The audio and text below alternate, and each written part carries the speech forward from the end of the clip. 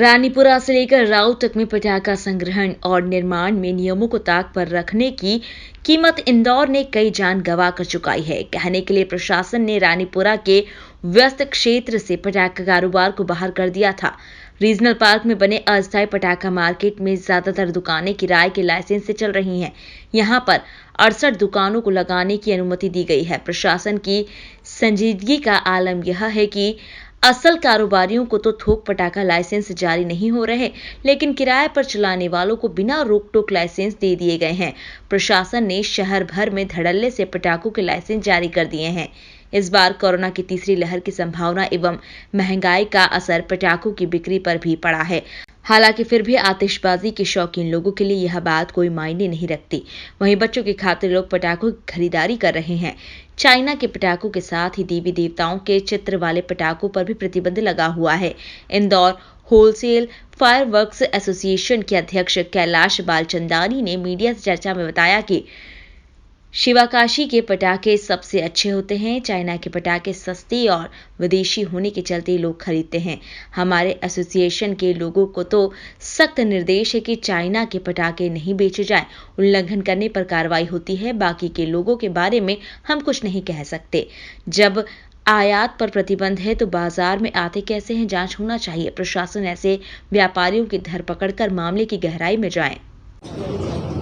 कैलाश जी बताएं, इस बार पटाखों का जो है किस तरह का इस बार रिस्पांस दिखाई दे रहा है? इस बार लोगों में त्यौहार को देखते हुए उत्साह कम दिख रहा है जी। बाजार में भीड़ कम है जितनी होना चाहिए। फिर भी हिंदुओं का त्यौहार सबसे बड़ा त्यौहार दिवाली है।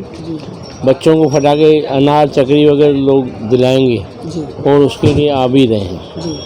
जिस तरह का मतलब मूवमेंट होना चाहिए उस तरह का मूवमेंट नहीं है। जैसा कि पिछले वर्ष कोरोना कम था, इस मतलब ज़्यादा था, इस वर्ष कोरोना कम हो चुका है। हाँ। तो लोगों में मतलब कोरोना का डर तो नहीं है, इसको लेकर क्या तीसरी लहर का प्रशासन अखबारों ने लिखा था कि तीसरी लहर की संभावना है। उसको ध्यान में रखते हुए पटाखे वाले व्यवसायियों ने खरीदारी कम करी। फैक्ट्रियाँ बंद थी, माल कम आया और ग्राहकी भी कम है। इस बार अगर महंगाई की बात की जाए तो पटाखों में क्या भाव बढ़े हैं या कम हुए हैं? भाव बढ़े हैं, हर चीज़ के भाव बढ़े हैं। पेट्रोल डीजल के भाव बढ़े हैं तो इसका असर इस पे हुआ है ना। जी। ट्रांसपोर्टिंग जो होता है उसका भाड़ा बढ़ा है तो ये पटाखा भी महंगा हुआ है।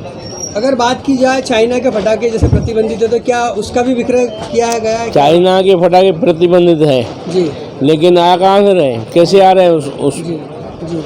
जो आ रहे हैं तो कहाँ से आ रहे हैं? अपनी ओर से आपके व्यापारिक संगठन ने क्या किसी प्रकार का कोई इसको लेकर कोई सचेत किया व्यापारियों को कि? हाँ, अपने ने जो हमारे एसोसिएशन के सदस्य हैं उनको बता दिया हमारे एसोसिएशन वाले कोई भी चाइना के पटाखे नहीं बेचता है। और ग्रीन पटाखों को लेकर सुप्रीम कोर्ट ने गाइडलाइन जारी करी कि ग्रीन पटाखे जलाए जाएं। इसको लेकर क्या कहना चाहेंगे? ग्रीन पटाखे कंपनी वाले बनाते हैं आजकल। जी। जो आ रहे हैं पटाखे सब ग्रीन पटाखे आ रहे हैं, वही अपन बेच रहे हैं। जी।